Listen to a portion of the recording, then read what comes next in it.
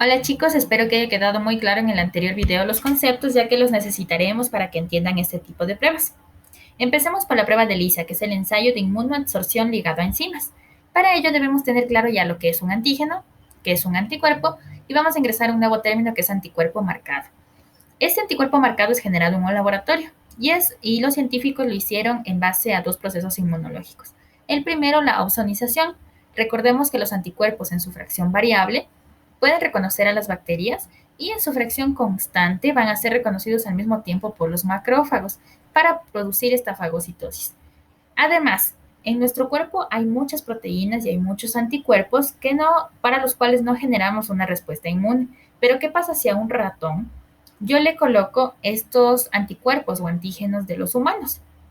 Pues para este ratón, estos sí van a ser inmunógenos porque no son de su especie y va a producir los correspondientes linfocitos y los anticuerpos como su respuesta inmunitaria. En base a estos conceptos, entonces en el laboratorio, para poder, ya que no tenemos, por ejemplo, un fagocito, entonces se hacen estos anticuerpos que son capaces de reconocer ya sea un antígeno de otra especie o un anticuerpo de otra especie y que van a tener una enzima. Esta enzima, al reaccionar con un sustrato, va a generar una reacción colorimétrica y es lo que vamos a leer en los ELISAs. Entonces, como les decía, puede reconocer a los antígenos de otra especie o puede reconocer esta fracción constante de los anticuerpos de otra especie. Y se podría llamar, por ejemplo, un anticuerpo antihumano o antihumano IgG. Entonces, ¿cómo funciona el ELISA? El ELISA directo, como lo recordamos, todos los métodos directos reconocen al patógeno. Entonces, en un pocillo, yo voy a colocar, por ejemplo, la muestra de mi paciente, la muestra de suero de mi paciente. Yo creo que en sangre hay circulando una bacteria. Entonces, yo como voy a colocar aquí la muestra del paciente, pues voy a colocar, obviamente, dentro de todas esas moléculas que están en mi muestra, un poco de las bacterias, ¿no es cierto? Entonces, estas bacterias van a tener sus antígenos. Y lo voy a colocar aquí. Estos espacios en blanco no se pueden quedar así, ya que me pueden generar respuestas inespecíficas. Por lo tal, yo tengo que bloquearlos con una sustancia que no genere reacciones, como en este caso puede ser leche. Después, yo puedo colocar este anticuerpo marcado con enzima, que es comercial, que yo lo compro porque lo hacen en los laboratorios. Entonces, este anticuerpo ya reconoce, por ejemplo, a la salmonela. Entonces, si yo sospecho que mi paciente en sangre tiene salmonela y coloqué por ello su suero en mi pocillo, yo tengo que colocar ahora este anticuerpo conjugado con una enzima para que lo reconozca, para que si hay antígenos en el suero, lo reconozca. Y finalmente yo revelo la reacción con un sustrato, paro la reacción y procedo a la lectura. ¿Cómo se realiza entonces esto en el laboratorio? Vamos a verlo con un video.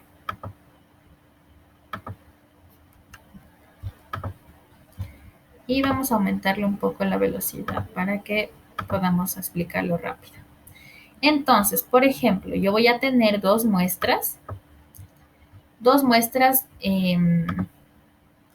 de que van a tener múltiples antígenos, ¿no es cierto? Si son una muestra de sangre, por ejemplo, no solo tenemos eso en sangre, entonces ahí van a haber muchos antígenos.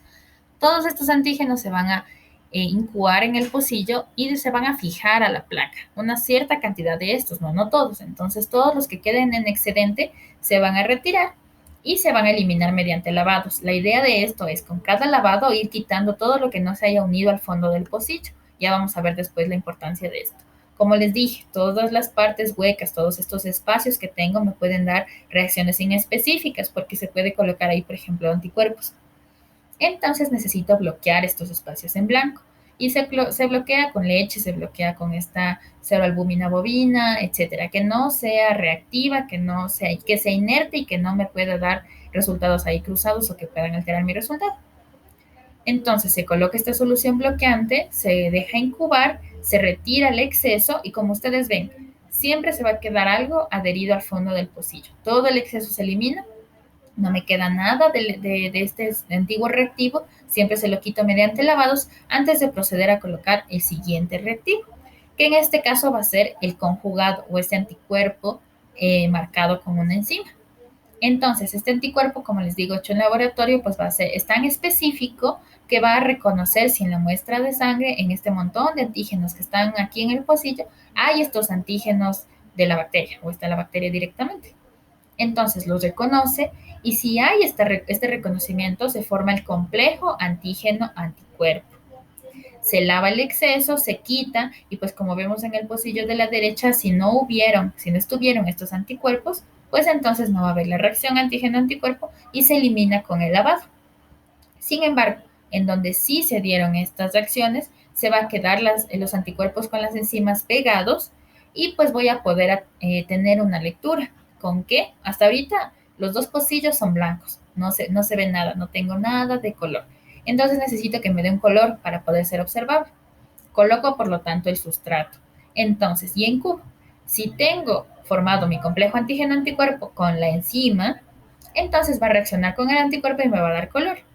Si no tengo, por lo tanto, la enzima, si no tengo no tengo el anticuerpo, no tengo la enzima, por lo tanto, no voy a tener esta reacción colorimétrica, me va a dar negativo, no voy a tener color. Entonces, si está pintado positivo, no está pintado negativo. Y así más o menos se ve la placa de la ELISA, de este 96 pocillos.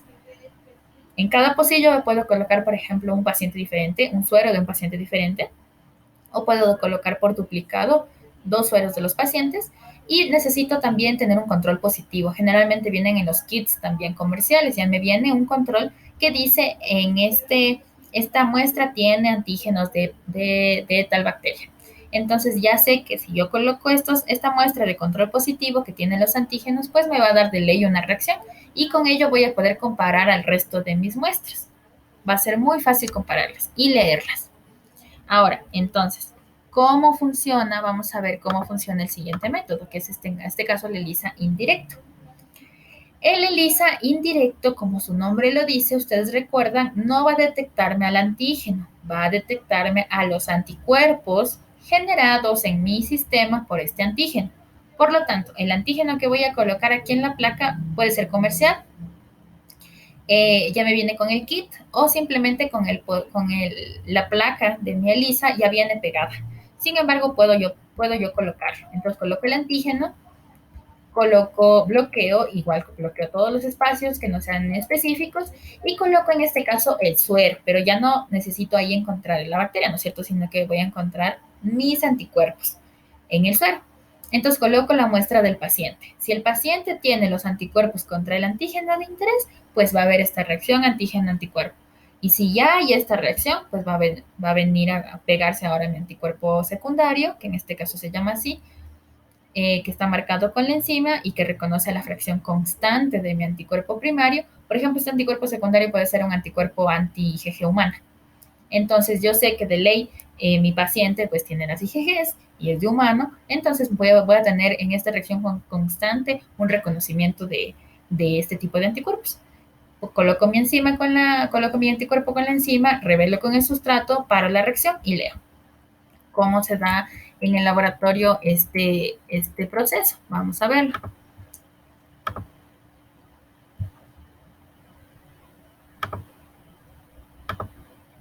Vamos a hacerlo un poquito más rápido para irlos explicando. Ya, ok.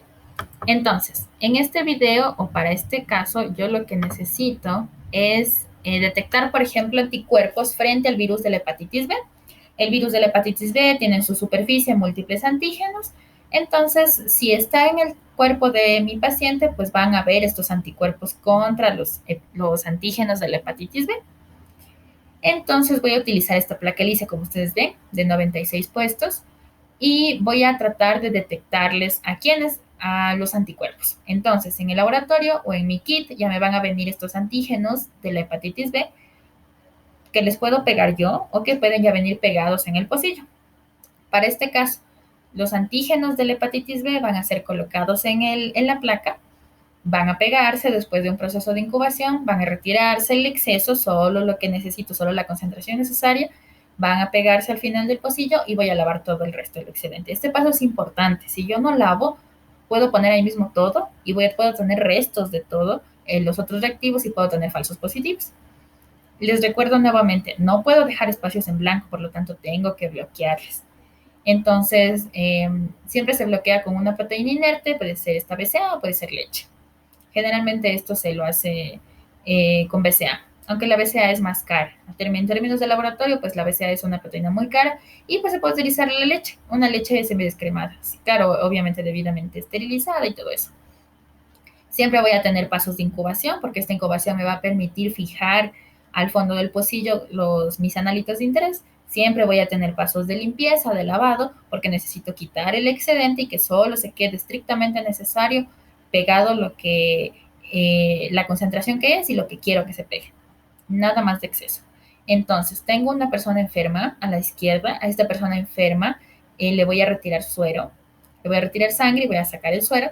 Y puede tener aquí, como yo sospecho, el virus de la hepatitis. Entonces, quiero detectar si tiene anticuerpos. Y puedo tener virus, por ejemplo, un suero de una persona no infectada, que está sana. Puedo tener también su sangre, puedo obtener su suero y pues no va a tener esos anticuerpos, ¿verdad? Entonces, coloco las dos muestras, incubo en este proceso de incubación los anticuerpos contra el virus de la hepatitis, contra estos antígenos del virus de la hepatitis, como son tan específicos, recordemos, es una reacción súper específica, solo esos se van a pegar. Y si estos se pegan, forman el complejo antígeno-anticuerpo. Este es el primer paso y este es el paso crucial de todos los ELISAs. Si no están pegados, como en el caso de la derecha, pues no se forma el complejo y no se va a formar todo el resto de la reacción. Sin embargo, si ya se forma el primer complejo, pues se va a formar todo el resto de la reacción. Entonces, ahorita voy a proceder a colocar el anticuerpo secundario o el conjugado que tiene la enzima. Este conjugado, recordemos, va a ser en contra de ¿qué? De humanos. Como pueden ver, se puede producir en ratones, en cerdos, puedo producirlo contra IgGs, contra IgAs, etc. Entonces, estos anticuerpos también son específicos y se pueden llamar anticuerpos antihumanos, anti-IgG humana. Y van a detectar esta fracción constante de mis anticuerpos humanos. Siempre retiramos sobrenadante, siempre, no se olviden, siempre limpiar, siempre retirar sobrenadante. Y limpiamos o procedemos a lavar. Generalmente son 3 lavados, dependiendo de lo que les diga la técnica, y eso dependerá de cada fabricante. Tenemos entonces el antígeno, la reacción antígeno-anticuerpo con el anticuerpo de mi paciente y el anticuerpo secundario que detectó a estos anticuerpos humanos. Sin embargo, en el otro pocillo, como no tuve el antígeno, el anticuerpo de mi paciente, pues entonces no hay nada. No se pegó el anticuerpo primario en el secundario. Ahora lo que yo necesito, hasta ahorita está la reacción transparente. No puedo saber cuál es positivo y cuál es negativo. Lo único que puedo poner entonces es una reacción que me permite ver color. ¿Con qué? Con un sustrato. Entonces coloco el sustrato, incubo, se va a producir esta reacción enzima sustrato y va a provocarme color. Y finalmente yo paro la reacción, porque acuérdense que la enzima y el sustrato, su única función es reaccionar, reaccionar, reaccionar, así que yo paro la reacción y detengo para leer. Positivo, color, negativo, sin color. Y esto es lo que vemos en los pocillos. Entonces, generalmente nosotros vamos a tener siempre un control positivo, como les explicaba en el anterior video. Entonces, este control positivo voy a compararlo siempre con mis muestras. Entonces, yo sé que si mi control positivo es de 0.100 de absorbancia, todo lo que esté sobre 0.100 e incluido el 0.100 es positivo. Si me sale bajo 0.100, va a ser negativo. Algo así más o menos se leen estos resultados en estas placas. Y no es subjetivo, ¿no? Yo los leo generalmente en un equipo para que no falle mi ojo, porque puede ser mi ojo diferente al suyo.